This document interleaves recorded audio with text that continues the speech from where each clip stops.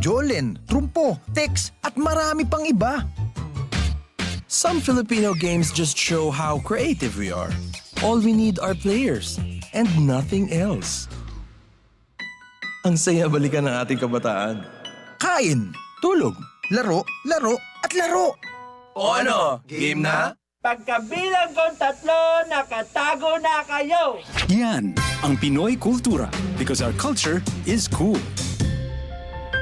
Ibinalita ni Pangulong Ferdinand R. Marcos Jr. sa ginanap na joint press conference sa Malacanang kasama si President Yoon Suk Yeol na mas malalim na ang ugnayan ng Pilipinas at South Korea. I'm pleased to announce that the Philippines and the Republic of Korea have formally elevated our relations to a strategic partnership, adding further impetus to the strengthening and deepening of our cooperation in an increasingly complex geopolitical and economic environment.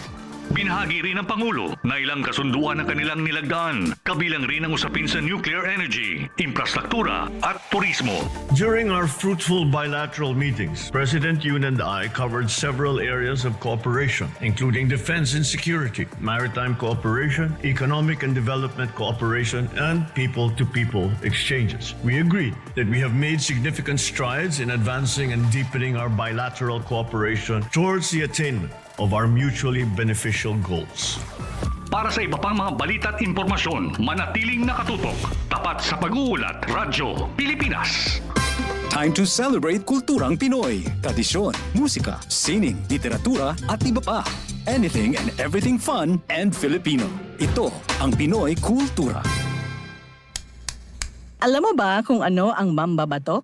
Think about the tap, tap, tap of the bamboo stick on a thorn to draw a symbol on someone's arm. This is the traditional Kalinga art of tattooing, performed and kept alive by traditional tattoo artist Wang Od Ogay, also known as Maria Ogay from Buscalan, Tinglayan, Kalinga. Wikipedia says Wang Od is the Philippines' oldest mambabatok at 105 years old now. Sarah Barnes honors Wang Od in My Modern Metro, telling Wang Od's story as an apprentice at 15. Breaking the norm, learning the mambabatok tradition that used to be taught only to men. The art began with the indigenous Butbut warriors, headhunters, who got tattoos with special meaning, usually after a kill. But for women, the art portrayed standards of beauty. Wang Od recalls her friends covering her arms and legs with tattoos she still wears proudly. She mixes her ink from pine soot and water and has hand-tapped tattoos on bodies of people from all over the world. Wang Od inks a design that carries symbolic meanings specific to the mambabatok culture.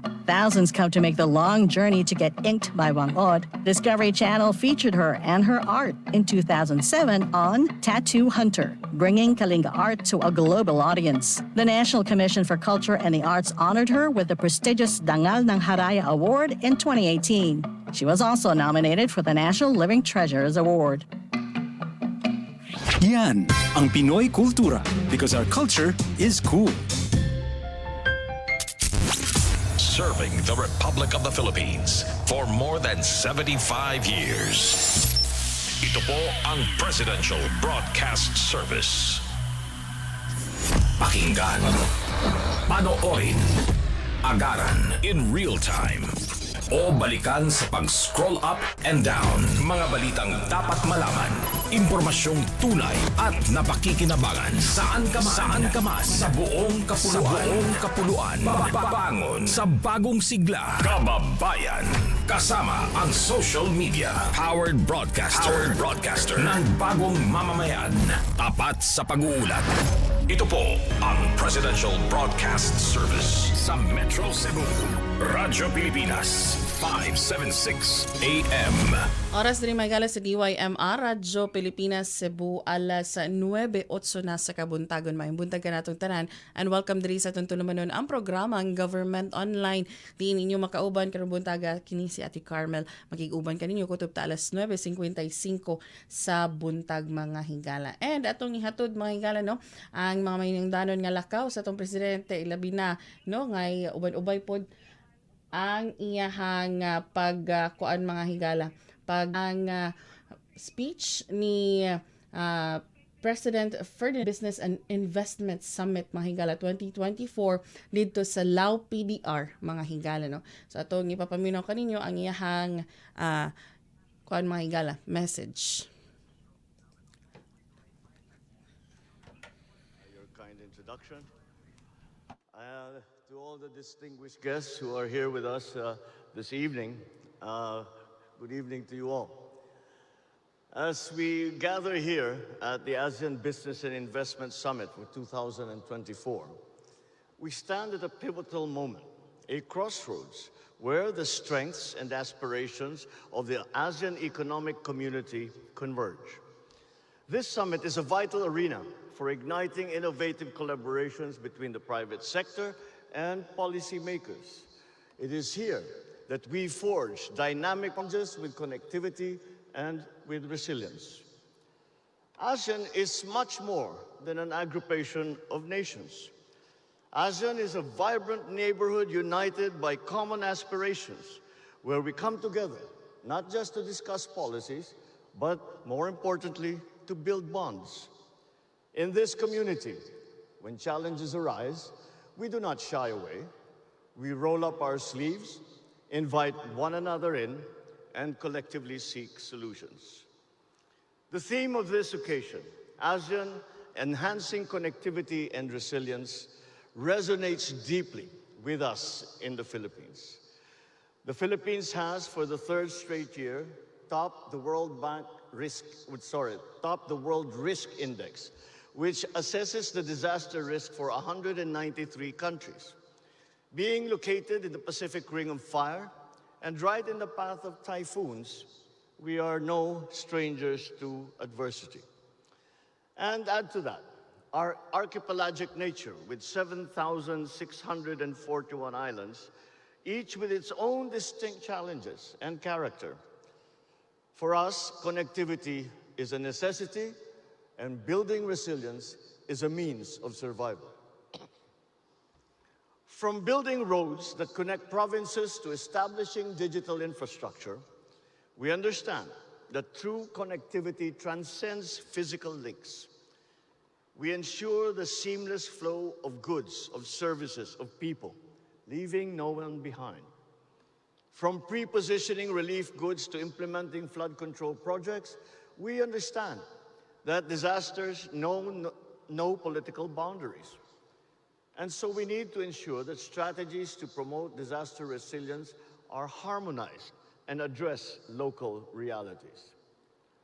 On strengthening connectivity, we work closely with our developmental partners and the private sector to implement a robust infrastructure program, modernizing airports, seaports, and the networks that underpin our economy.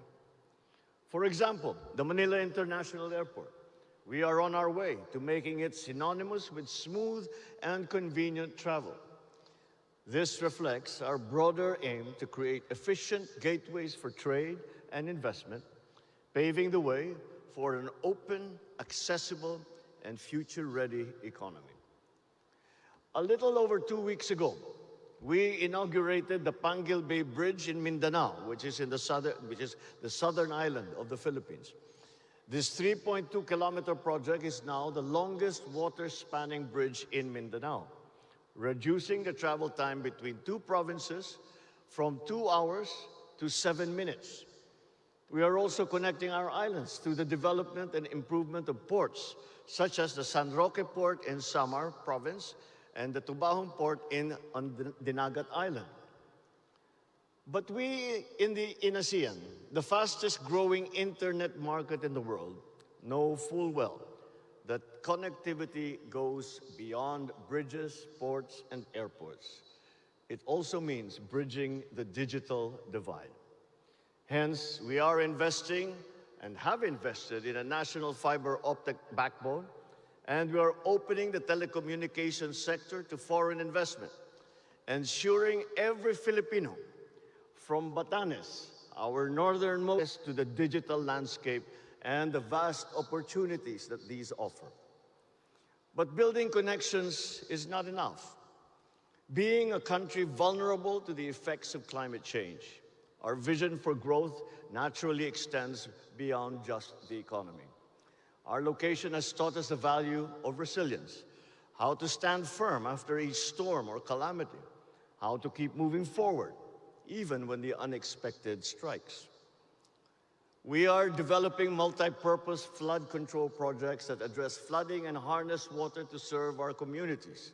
In July this year, we inaugurated the Halaur River Multi-Purpose Project Phase 2 in Iloilo Province, which is in central Philippines. It provides not only protection against heavy flooding, but it also provides irrigation, bulk water supply, hydropower, solar power, ecotourism, amongst other benefits. And to fight the increase in greenhouse gases and global temperature, we are also promoting the development of renewable energy sources in our energy mix by 2030, and furthermore, to 50%. We have done this by allowing 100% foreign ownership of renewable energy projects. This is supported by proactive policies like green lanes for expedited approvals of strategic investments, including renewable energy, which shows our commitment and dedication to sustainability that marches along together with progress. From July 2022 to April of this year, 13 renewable energy projects in solar, hydropower, and biomass have been completed, and more are in the pipeline. Recently, we also inaugurated our first manufacturing plant factory for advanced lithium iron phosphate batteries. This factory sets the stage for the Philippines to become a contributor in clean energy storage here in Southeast Asia. It also complements our push to advance the electric vehicle industry as it plans to enter the EV product market in the coming years. Our manufacturing sector continues to flourish despite global challenges. Indicators such as the Sustained Purchasing Managers Index growth prove that with a strong foundation, industries can flourish even in these uncertain times. One of the largest subsectors in our manufacturing industry is the chemicals industry, creative, construction, energy, health, and pharmaceutical sectors. We look at this as a major contributor to economic growth and job generation in the foreseeable future. Yet, growth alone is insufficient. It must be inclusive. We are empowering 1.5 million workers to engage in the global gig economy, equipping them with the skills to succeed in the digital age. We are also implementing easier access to financial, social protection, health, sustainable manufacturing. We are targeting industries like green metals, backed key reforms. The Public-Private Partnership Code facilitates put the private sector as an equal partner in the transformation of our economy. We also have the Internet Transactions Act, which regulates internet transactions to encourage innovation and competition.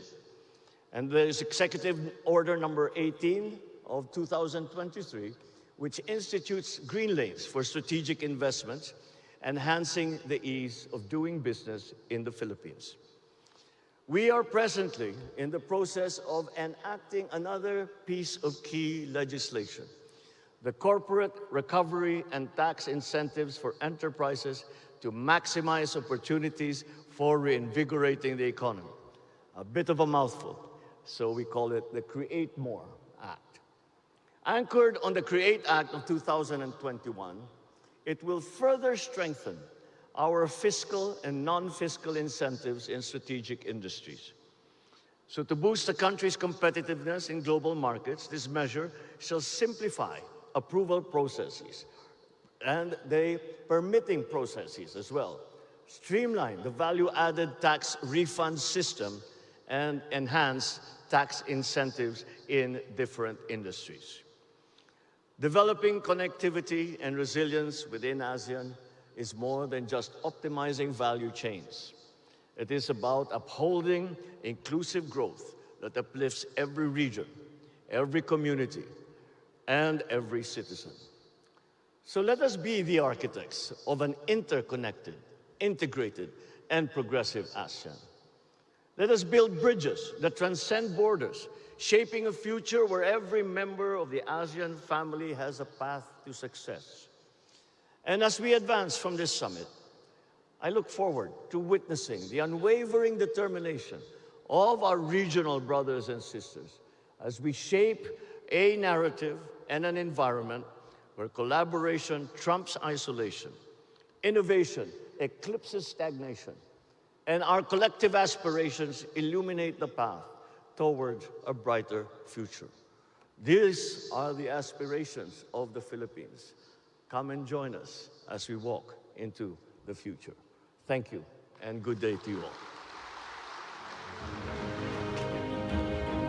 Mo kadto mga higala ang paghatod usab no ni Presidente Ferdinand R. Marcos Jr. sa iyaha usab nga kinitibuk ang keynote speech sa gipahigayong ASEAN Business and Investment Summit 2024 nga iyang gitambugan sa Lao PDR kagahapong adlaw or kagabi gyud ni naka-air mga higala no live sa RTVM or Radio Television Affairs mga higala sa Office of the Press. Opportunity usab sa nasod nga Pilipinas nga i-showcase usab no ang ilahang kuan mga higala ilahang na update na no sa Pilipinas asa na ta karon economic wise mga higala and unsa poy mga plans or mga forging ahead mga higala no unsay mga plano usab sa ato usab nga nasod. By the way, before na siya nahitabo no napahigayon usab mga higala si PBBM og usa ka emergency online briefing kauban ang key government agencies aron sa pagdiscuss sa sitwasyon sa Middle East and ingon man ang pagmobilize mahigala sa mga resources aron sa pagsiguro nga luwas og ingon man timely usab no ang repatriation sa atong mga Pilipino nga apektado sa maong krisis. Ato lang paminawon ang 1 minute mahigala nga video kinigikan sa RTVM sa response atong Philippine government nga ihatag usab no ni Presidente Ferdinand R. Marcos Jr. Atong paminawon si PBBM kalabot ni ining maong update. We're going to evacuate our people by whatever means, by air or by sea. And just make all the preparations so that malapit na lahat ng asset natin. Kung may barko tayong kukunin, nandyan na malapit na sa Beirut na sandali lang. Basta the embassy gives us the all clear and they say that our people can go, mailabas na agad natin so that hindi sila nag-aantay na matagal in the danger areas. So nagpahigayon siya og online briefing tali usab sa to mga officials no na si DND Secretary Gilberto Chodoro Jr. naapod ang uban pa nato nga miyembro sa gabinete mga hingala nga nakita sa kuan mahigala no short briefing ni PBBM. Then after ni ana mahigala sa iya usab nga pag hisgot mga hingala no or rather paghatag siyang keynote speech sa maong business summit doon na po gipahigayon nga 2-minute kapin nga interview sa ato ang presidente. Ato lang niya ning tingbon og air mga higala. Ani ang media Ano natin iuuwi ang mga Pinoy na naipit ngayon sa Lebanon. There are more than 400 now would want to be repatriated. So basically, we're just putting the plans together, how we will bring them back home as quickly as possible. Sir, during the mandatory repatriation, level 4 na po sa Lebanon? Hindi pa. 3 pa lang. Okay, sir, kailan po natin i-call yung mandatory repatriation? Kailan po natin iangat sa alert level 4? Well, it depends on the situation there, and the ones who will assess that will be our DFA in our embassy. Sir, on the ground. during your intervention earlier in the retreat, Yes. may we know what did you raise? What did you bring up? Oh, Is it the South China Sea? that will take too long.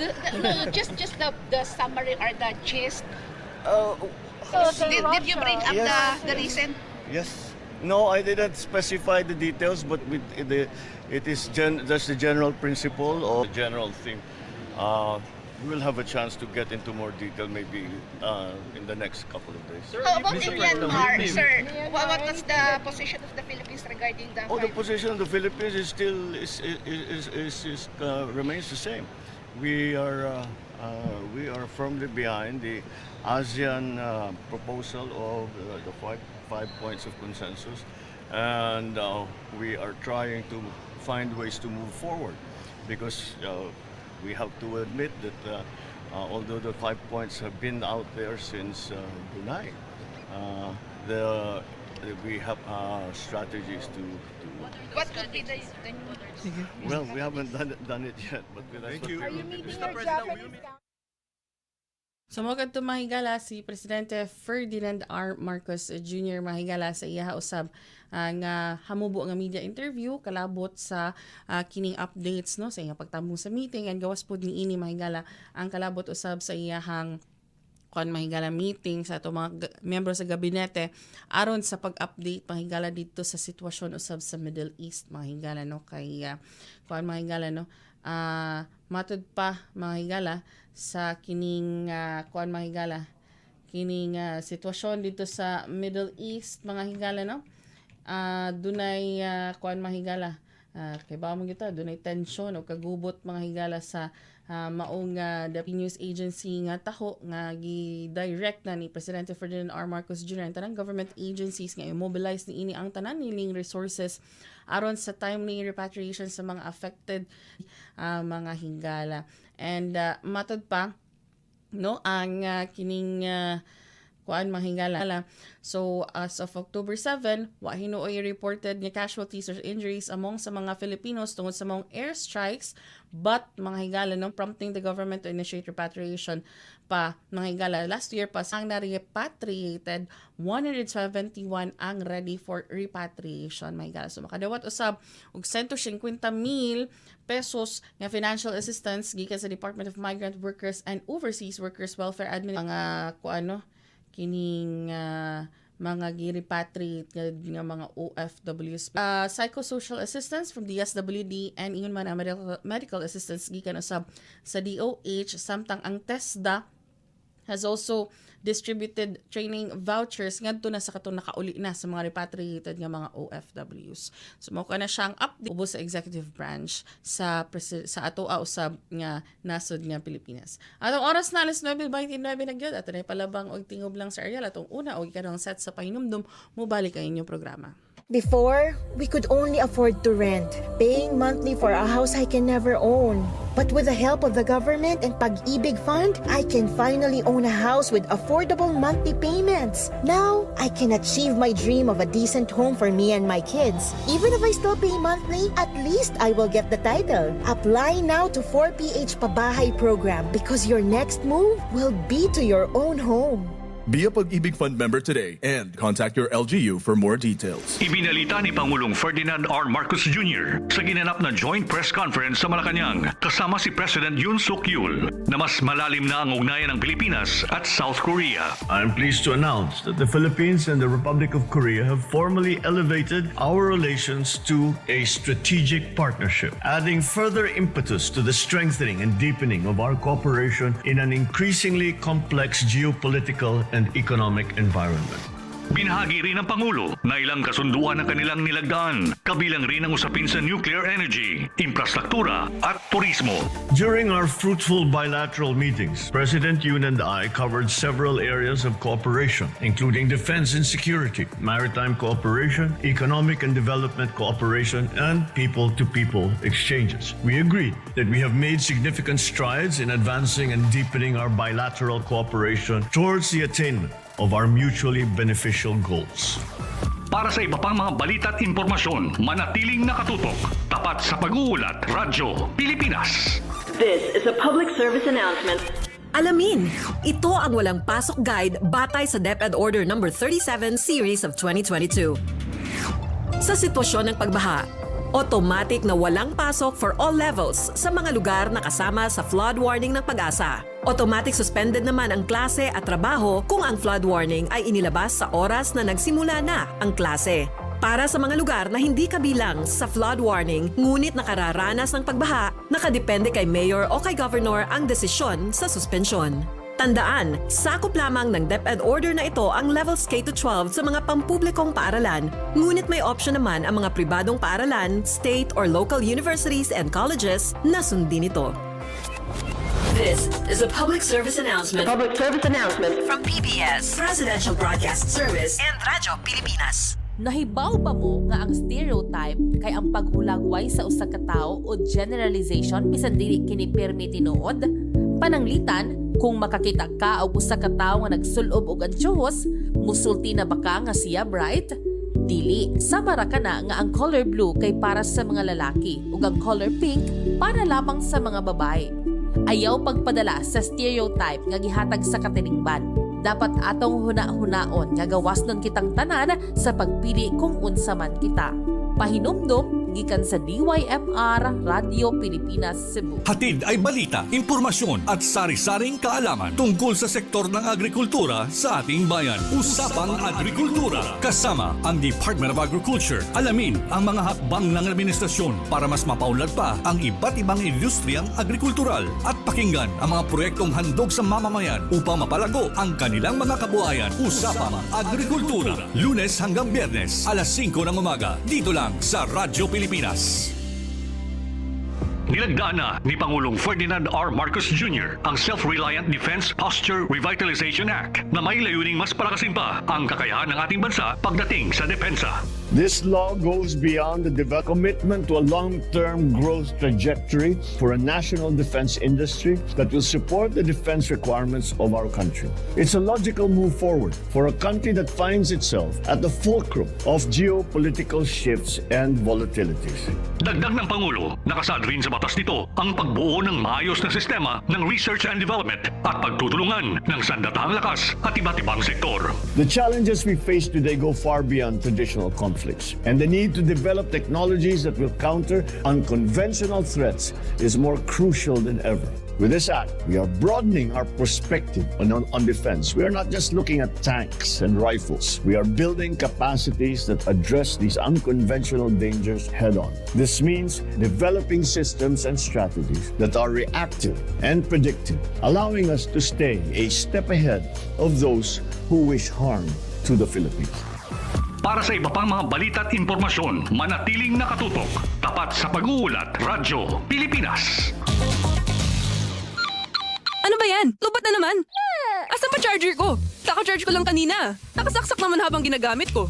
Hala, bakit tayo umabot sa 100%?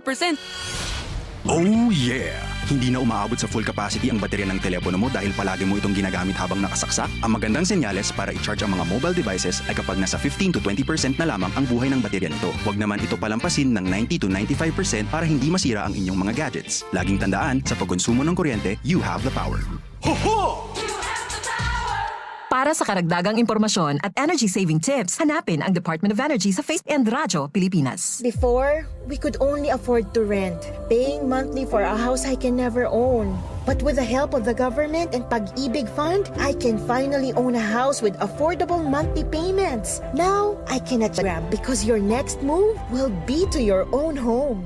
Be a Pag-ibig Fund member today and contact your LGU for more details. This is a public service announcement. Alamin, ito ang walang tik na walang pasok for all levels sa mga lugar na may nakataas na Tropical Cyclone Wind Signal o TCWS, number 1, 2, 3, 4 at 5. Automatic suspended naman ang klase at trabaho kung ang TCWS ay inilabas sa oras na nagsimula na ang klase. Para sa mga lugar na hindi kabilang sa TCWS, ngunit nakararanas ng malakas na hangin o ulan, nakadepende kay Mayor o kay Governor ang desisyon sa suspensyon. Tandaan, sakop lamang ng DepEd order na ito ang levels K-12 sa mga pampublikong paaralan, ngunit may option naman ang mga pribadong paaralan, state or local universities and colleges na sundin ito.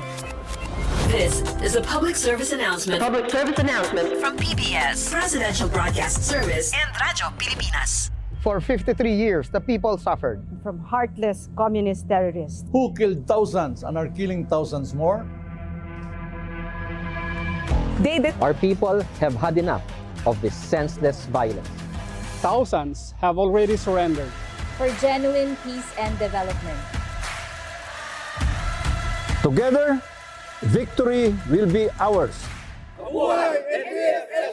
Isa ng ganap na batas ang Value-Added Tax on Digital Services Law matapos itong pirmahan ni Pangulong Ferdinand R. Marcos Jr. At ito ay magpapataw ng 12% VAT sa mga non-resident digital service providers. We are not imposing new taxes. We are simply strengthening the authority and streamlining the process of the BIR to collect value-added tax on digital services. This includes digital media, digital music, digital video, video on on-demand, and digital advertising. Online courses, webinars, and other digital educational offerings are not subject to VAT in order to keep education affordable and accessible to all Filipinos.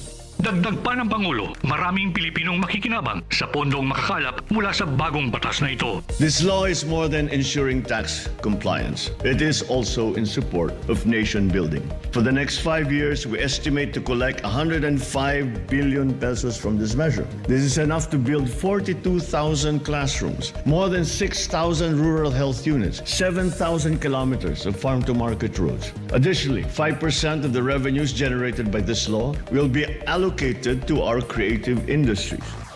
Para sa iba pang mga balita at impormasyon, manatiling nakatutok, tapat sa pag-uulat, Radyo Pilipinas. Kini ang Government Online. Kauban si CARMEL MATUS. Radyo Pilipinas, Cebu.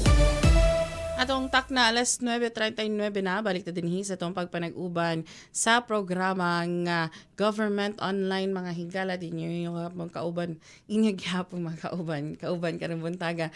Kini si Ate CARMEL, mga higala nga maghatod ka ninyo og mga updates gikan sa itong mga local government units, mga national government agencies ug uban pa. And speaking of local government units, mga higala, ang ato usab day no nga lungsod sa Mualbual, mga higala, sa ato nang ika-report kaganihan no na hinabi na nato pod no kauban sa ato ang mga kauban sa buhat ang mayor sa lungsod sa Mualbual nga si Mayor Inocentes Cabaron, diin iyang gikumpirmar, mga higala no sa ato usab nga pakigihinabi kaniya while nag-air kaganihan si Presidente Ferdinand R. Marcos Jr. no nag-interview pod mi, mga higala, off-air mga higala background kang Mayor Cabaron nga iyang gikumpirmar ang ilahang gihimo usab no nga kining kuan mahigala kining kuan mahigala no pag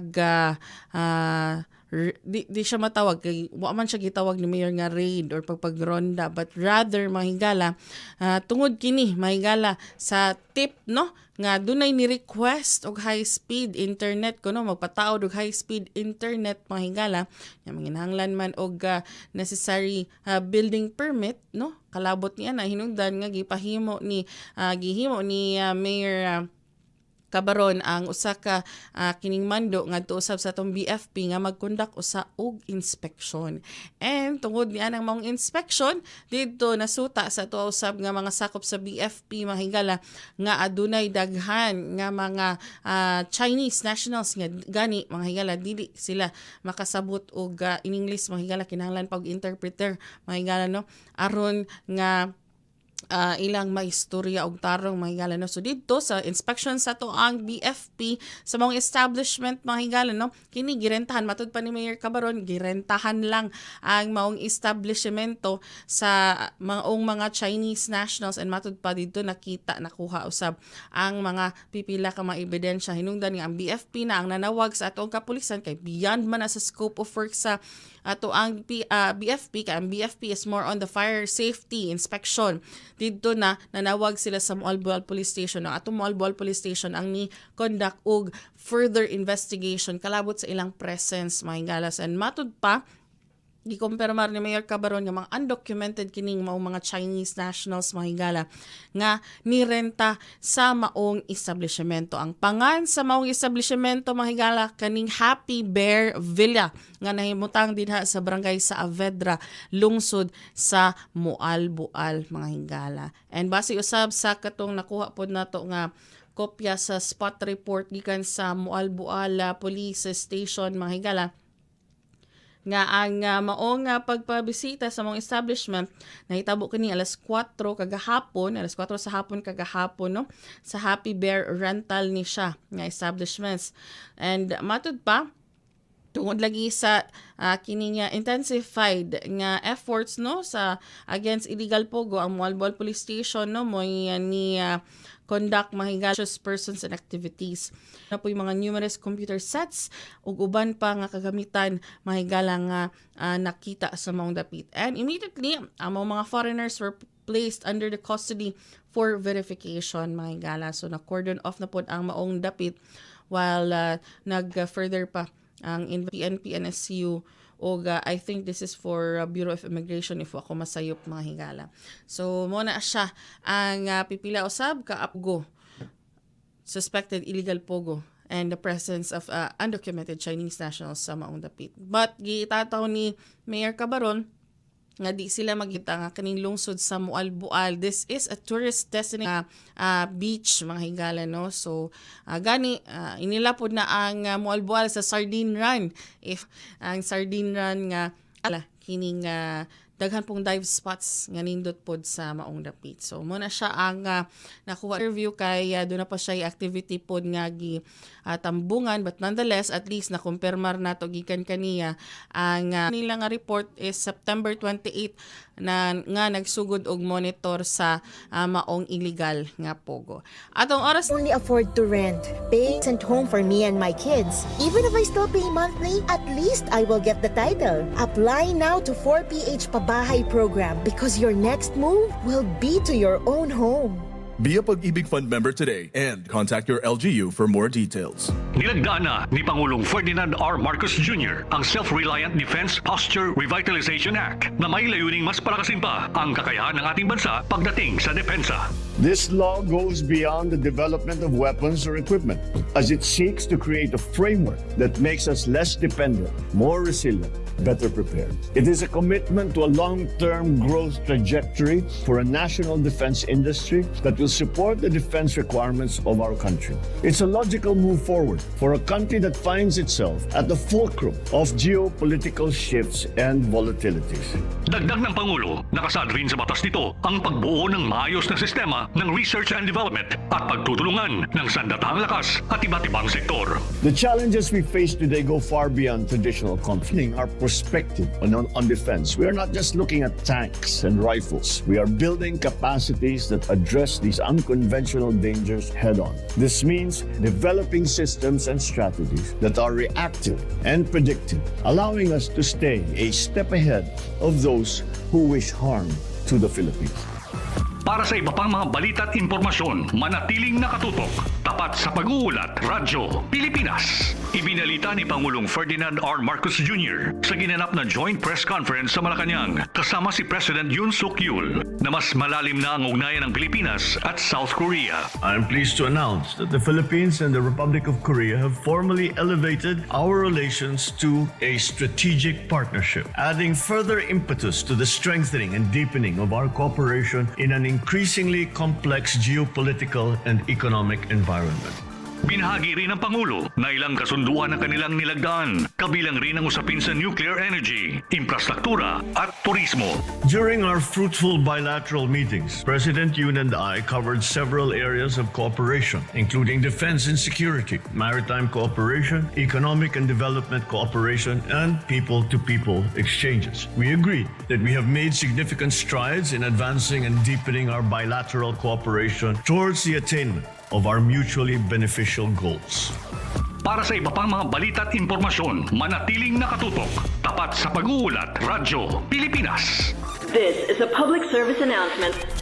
Maging handa sa oras ng sakuna. Para sa iyo at sa iyong pamilya, laging siguruhin, Go Bag ay nakahanda at naglalaman ng mga sumusunod. Ilang pirasong damit, ready-to-eat na pagkain at inuming aabot ng 3 araw. Personal na gamit para sa inyong hygiene. First aid kit kabilang ang alcohol, bandages, gamot sa lagnat, ubo at sipon, pati na rin ang inyong vitamins at maintenance medicines. Maglagay ng pito, flashlight, lighter o posporo. Huwag kalimutan ang mga charger o power bank. At higit sa lahat, isama ang mga importanteng gamit gaya ng inyong mga legal na dokumento, IDs, ATM o passbook, insurance at iba pa. This is a public service announcement. Public service announcement from PBS, Presidential Broadcast Service, and Radyo Pilipinas. Dengue na mula sa kagat ng At sa putlon mga higala ang ato ang pagpaminaw sa mga plugins kay aniana ang second day sa itong 44th and 45th Association of Southeast Asian Nations Summit and related summits diin gipahigayon ang 27th ASEAN-China Summit with the Chinese delegation headed by Premier Li Qiang dito sa kuan mahigala Lao PDR. So namulong na si Li Qiang and gani naapod in attendance si Presidente Ferdinand R. Marcos Jr. Ato lang nini air live ang maong kalihukan gikan mismo dito sa Lao PDR. ก